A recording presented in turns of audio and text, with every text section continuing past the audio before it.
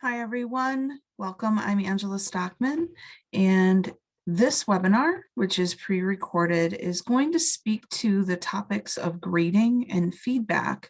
I'm specifically pursuing more equitable grading practices in higher education and situating them inside of a system, both the institutional system and the Blackboard system, that may not necessarily play the way that we want it to in order to pursue more equitable grading practices. My hope is that this session will help you begin to develop some solutions and even generate some ideas of your own so that we can continue this conversation moving forward. I'm going to share my screen. And those of you who access this webinar through our website will also be able to access the slides as well. And I encourage you to make your own great copy of things and even take notes if you need to. And if you want to talk more, I'll share some information about how you can contact me if you aren't familiar with how to do that already at the end of this webinar. Again, my name is Angela Stockman, and I work for the instructional design team here at Damon College. Today, in this session, we're going to define the criteria of equitable grading practices. We'll consider how grades will be used and gathered and reported in courses that are dedicated to the pursuit of equitable grading practices. And then we'll talk a little bit about how we might use Blackboard to its fullest potential and maybe in some uncommon ways in order to achieve these goals. Grading is such a tough thing. And so I think it's really important that I'm really honest about the fact that when we think about grading inside of American institutions, whether it's pre-K-12 or higher education, grading in any context is incredibly complex. This isn't a simple conversation. It isn't as easy as percentages, points, and letter grades or weighting. There are some tremendous implications around grading and what it means for the learning experience that I want to explore with you before we dive into the nitty-gritty of all of this work. Most of us who have been teaching for at least a little bit of time, when we think about grading, we're reminded of the stones in our shoes and how uncomfortable they are relevant to this topic. For instance, grades and grading practices are often wildly varied from one instructor to another, even within the same course. And if we think about that and reflect on it, even for a little bit of time, we realize how truly inequitable that is and how often the way that a student performs is at least slightly informed by who they have for an instructor and the way that they approach grading. There's inequity there. Grades often communicate unclear information to stakeholders as well. This has a lot to do with how we categorize and name assessments and how we situate assessments inside of a larger grading schema or protocol. It has to do with how the systems that we use report those grades as well. Grades are often impacted by implicit bias.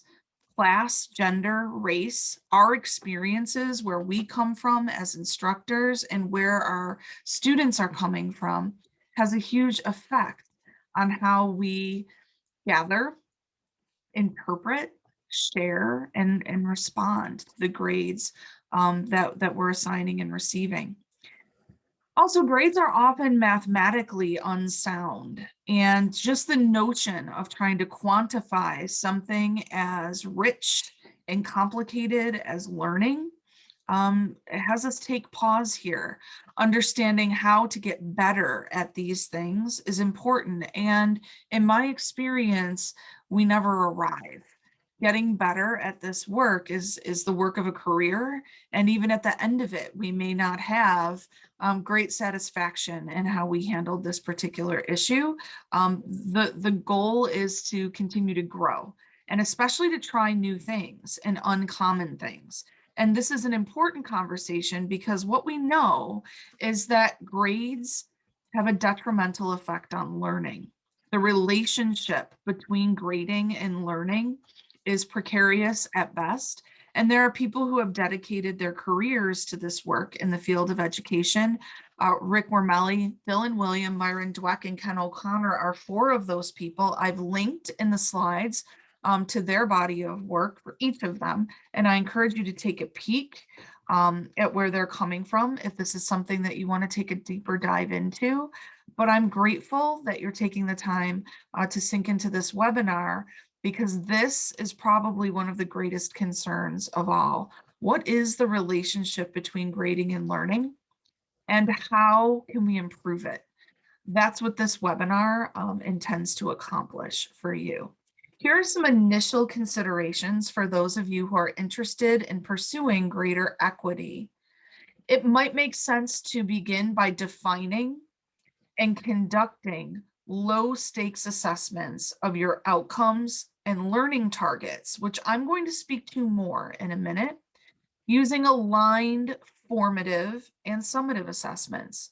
Those of you who have been teaching for some time might be aware of the fact that a summative assessment is typically something that we conduct at the end of a rigorous learning experience, where students have had the opportunity to practice, receive feedback, and be assessed formatively first, which means they're being assessed in ways where the grades are not necessarily high stakes and there's lots of opportunity for revision.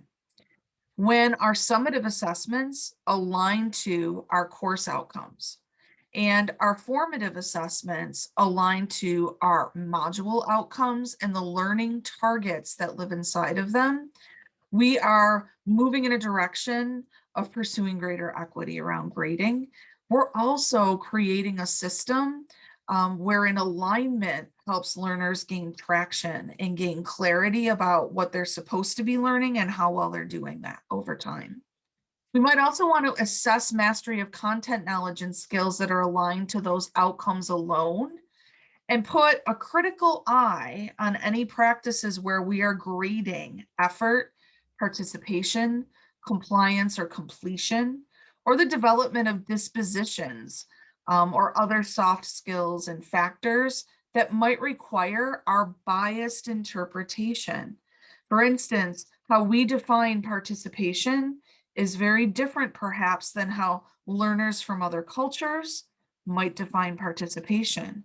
Also, there are power imbalances that occur inside of most learning environments, and those imbalances influence how learners show up, how they participate, and how those softer skills develop inside of that culture. When we are pursuing greater equity inside of our grading systems, we take care to assess the development of content and skills alone that are aligned to our learning outcomes, whether those are course outcomes, module outcomes, or learning targets. As you know, grade outcomes are measurable. They are things that we are able to make an observation of, and they include the creation of thinking, learning, and work that is very transparent and easy to analyze. Those softer skills often don't fit into that category, and for that reason, we want to make sure they're not influencing how we're grading. We also want to value the process and the learning that students are accomplishing over merely getting things done, producing things and performing in single moments in time. We want to invite revision. We want to invite retakes, because our goal as an instructor is to help students master content and master skills. And that often requires more than one pass through the learning experience. We want to use mathematically sound approaches. Averaging does not typically allow for this, and that can be a very uncomfortable shift for some instructors. Relying on mode, how often a learner is achieving a certain level of performance relative to a specific outcome, rather than averaging all of the attempts together and using that as a grade. When we rely on mode rather than average, we assess growth over time. And the zero doesn't really exist in that world, and I will speak to that more. Students may have an incomplete learning experience, but it isn't necessarily absent entirely unless they didn't take the course at all. And even in those cases, an incomplete probably is a far more equitable way to approach that situation than offering a 0. Another consideration is using rubrics to make the success criteria and levels of growth transparent inside of a course, and grading progress again toward standards rather than simply grading a discrete task. I want to model this for you in the next segment that we work on together. I'm going to pause the video here. I'm chunking it so that you're able to access different parts of this webinar a bit more efficiently. So I'll stop sharing.